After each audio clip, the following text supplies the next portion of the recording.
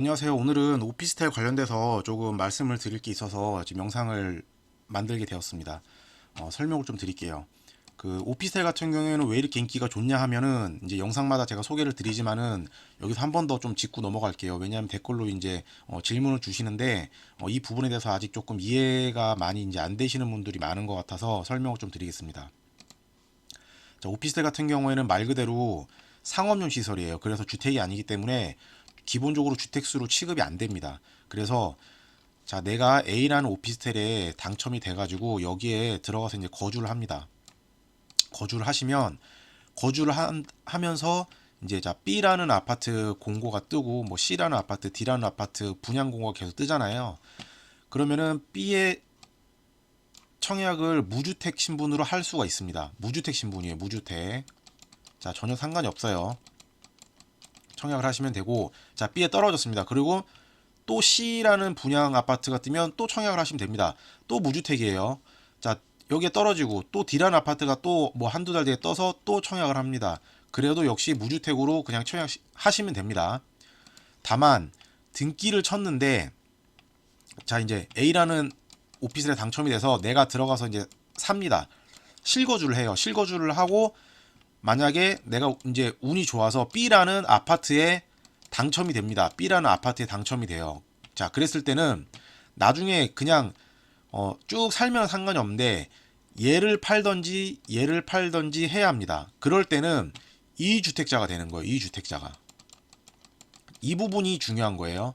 그래서 나중에 팔 때는 어떤 거를 먼저 팔아야 내가 양도세를 낼 때 나에게 조금이라도 유리한지 절세를 할 수가 있는지 그런 거는 나중에 세무사님들께 직접 비용을 드리고 꼭 상담을 받아보셔야 됩니다. 그래서 이 말이 그거예요. 세대 전유 신고를 해서 실거주를 하게 되면 주택으로 취급이 되기 때문에 오피스텔이 주택으로 취급이 되기 때문에 양도시에는 주택이 됩니다. 그래서 내가 A라는 거에 살면서 아까 말했던 것처럼 아파트에 청약을 하는 거는 전혀 상관이 없어요. 무주택이에요. 무주택자 신분인데 자, 당첨이 됐거나 혹시나 뭐 매수를 했어요. 아파트를. 그렇게 되면은 2주택자 신분이 되는 거예요. 2주택자. 1주택자가 아니라 2주택자 신분이 되는 거예요. 그런 점을 좀 명심을 좀 하셨으면 좋겠고요. 그 다음에 뭐 오피스텔은 주택이 아니기 때문에 청약통장 당연히 청약할 때 필요 없습니다. 그리고 전국에 만 19대 이상 성인이면 누구나 청약 가능하고요. 그 다음에 유주택자 뭐 1주택자든 2주택자든 3주택자든 청약을 해서 오피스텔 청약하실 때는 전혀 상관이 없습니다. 다만 여기 말씀드렸던 대로 나중에 등기를 치고 나서 전입신고를 하거나 실거주를 하게 되면은 또 얘가 이제 주택 취급이 되는 거예요. 자, 만약에 내가 A라는 아파트에 살고 있는데 쭉 오피스텔 청약을 하다가 B라는 오피스텔에 이제 당첨이 됐습니다. 자, 그랬을 때 얘가 완공이 되었을 때 얘를 그냥 잔금 대출을 받고 여기 잔금 대출 이렇게 많이 받고 그냥 공실인 상태에서 잔금을 쳐서 등기를 가져와요. 내 거가 돼요. 그러면은 이때는 아직까지는 1주택이고 얘를 그냥 공실인 상태로 그냥 매도를 해버리면 그냥 일반 상업시설 양도세인 55%만 적용을 받게 됩니다. 자, 그렇기 때문에 실거주를 하러 들어가면은 주택으로 보는 거고 그냥 공실인 상태로 팔면은 그냥 1주택자인 거예요.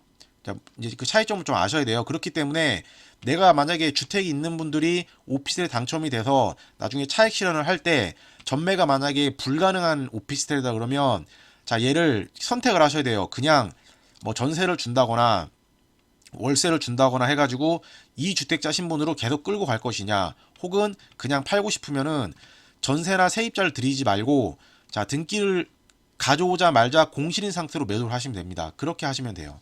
그리고 전매 가능한 오피스텔은 나중에 좀 설명을 드리겠지만은 그냥 파시면 되고요. 그리고 대출 같은 경우에도 이제 오피스텔은 주택이 아니기 때문에 그러니까 준공이 될 쯤에 담보대출을 받는데 그때 은행에서 시세라던가 감정평가를 해서 그 감평가에 뭐 60에서 70%까지 나오게 됩니다. 그런 점이 주택보다 더 좋은 점이고요. 자, 규제 지역 아파트 구매를 하시면은 자금 조달 계획서를 써야 되는데 이런 부분 필요가 없고, 그다음에 실거주 의무도 전혀 이런 거 없어요. 그리고 뭐 당첨 후 계약 안 해도 전혀 상관이 없습니다. 페널티라는 게 없어요. 아파트는 내가 당첨이 되면 요즘에는 뭐 10년이라던가 뭐 5년이라던가 페널티가 걸리거든요. 페널티라는 게 뭐냐면, 자, 내가 A라는 아파트에 당첨이 됐는데 5년 동안에는 이 수많은 아파트 분양이 나오는 거에 청약을 못 해요. 자, 그런 페널티가 부여가 됩니다. 다만 오피스텔은 이런 게 없어요. 상관이 없어요. 자, 그래서 지금 일단 대전 도안 센트럴 아이파크 경쟁률부터 좀 볼게요.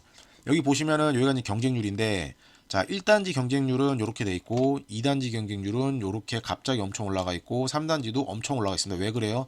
자, 얘하고 얘는 전매가 가능하죠. 전매가 초피로 전매가 가능한 단지입니다. 그렇기 때문에 경쟁률이 이렇게 높은 거예요. 얘는 아까 말했던 대로 준공까지 쭉 못 팔고 준공을 하고 나서 등기를 쳐야 됩니다.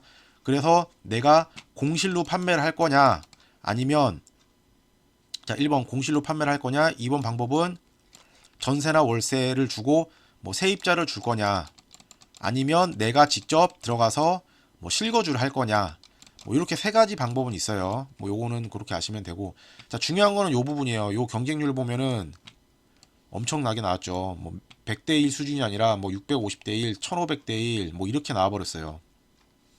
자, 이게 왜 그래요? 앞에 말씀드렸던 이런 장점들 때문에 그런 겁니다. 자, 그리고 송도 아메리칸 타운. 여기는 전매가 안 돼요. 전매가 안 되는 단지임에도 불구하고 계속 설명을 드렸던 송도라는 브랜드와, 그리고 아파트의 형태를 하고 있는 오피스텔이다. 아파텔의 형태를 가지고 있다. 또 뭐다? 송도, 뭐 GTXB, 바이오, 수많은 호재가 있죠. 그러다 보니까는 그리고 가격도 어느 정도 약간 뭐 그렇게 비싸게 나오진 않았어요. 주변 오피스텔 시세랑 비슷하게 나오고 주변 아파트들 동일 평형에 비하면 조금 싸게 나왔었어요. 그렇다 보니까 경쟁률이 이렇게 나왔는데, 자, 27형 원룸, 뭐 이건 1.5룸, 투룸, 쓰리룸이라서 사실 이쪽만 경쟁률이 굉장히 세게 나올 줄 알았는데 오히려 4이형 그리고 원룸형도 경쟁률이 상당히 높게 나왔다. 이 말은 이 송도라는 자체 브랜드의 위력이 이 정도다. 좀 이런 거를 좀 보여주는 것 같고요. 그 다음에 두 번째 청라에서도 굉장히 멋있게 지어지는 한양수자인 DST는 있었죠. 거의 여기도 제 영상 보면은 이제 사진을 제가 올려놨는데 아파트 형태의 오피스텔이다. 그래서 이런 거를 아파텔이라고 부릅니다. 다만 이 월드 메르디앙은 전형적인 그냥 오피스텔 구조로 이렇게 네모나게 생긴 오피스텔 10층대의 그런 오피스텔이고, 여기는 이렇게 쭉 길쭉하게 생긴 그런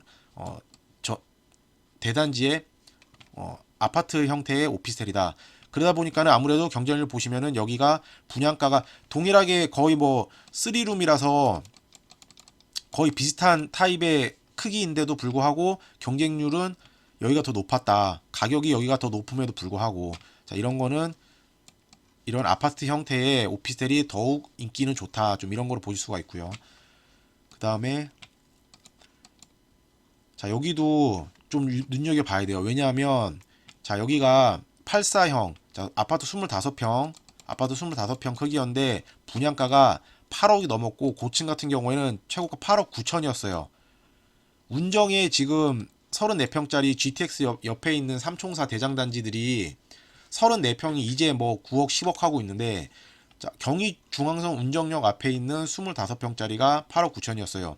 자, 이거 왜 그래요?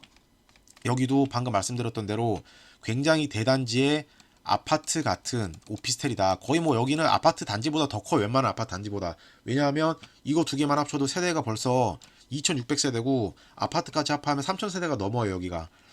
그리고 그 밑에 이제 상가 시설에 일반 상가가 아닌 스타필드 시티가 들어온다. 스타필드 시티는 이제 스타필드보다는 약간 작지만은 이런 컨셉을 가진 모든 상권들이 여기에 들어온다. 그렇기 때문에 굉장히 인기가 좋았는데, 저는 솔직히 말해서 이번 이제 8억 9천 가격을 보면서 이 단지의 경쟁률이 많아봤자 4대1 아니면 5대1을 저는 예상했었어요. 저 개인적으로는. 그런데 이렇게 나오는 경쟁률을 보고 오피스텔의 인기는 당분간은 지속될 것이다. 이런 좀 확신을 가지게 되었습니다.